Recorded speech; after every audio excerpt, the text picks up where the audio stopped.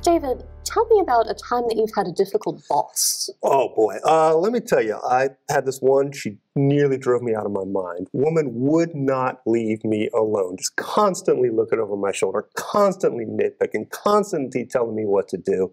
Look, I know how to do my job. I know what I'm doing. I don't need somebody coming in, just stupid suggestions all the time. So, one day I just went off and I told her, leave me alone, don't tell me what to do. And yeah, I got written up for it, but totally worth it. She was an idiot. Well, is this someone you would want to have working for you? I don't know about you, but I can't wait until I become his boss so that he can call me stupid and scream at me in front of all of the other employees. No, obviously, this is not the way that you want to handle this question.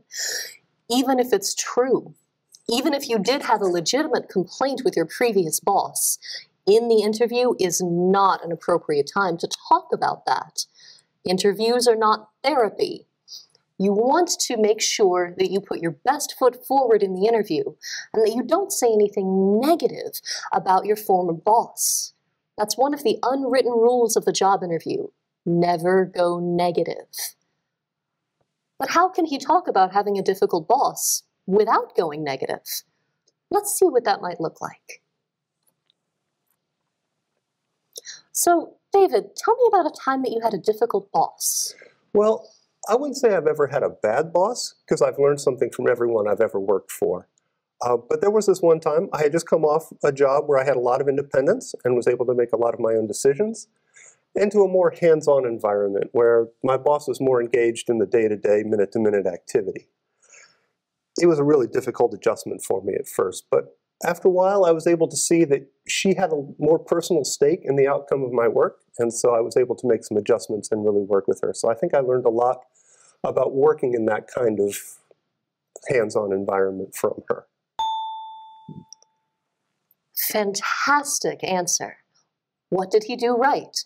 Well, from the very beginning, he softened the blow. He said, she wasn't a difficult boss, it was just a difficult situation. This is a much more neutral, non-judgmental way of putting things. Then, instead of blaming her for the problem, he saw things from his boss's perspective and helped understand what he brought to the situation.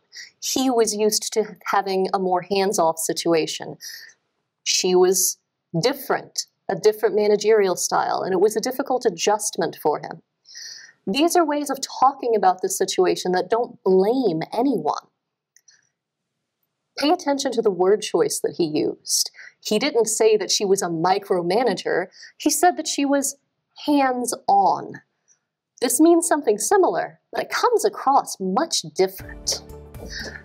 This was an excellent way of handling it, and as the cherry on top of the cake, he talked about what he learned from this boss and from this situation, and how grateful he is for it. Excellent handling of this difficult question.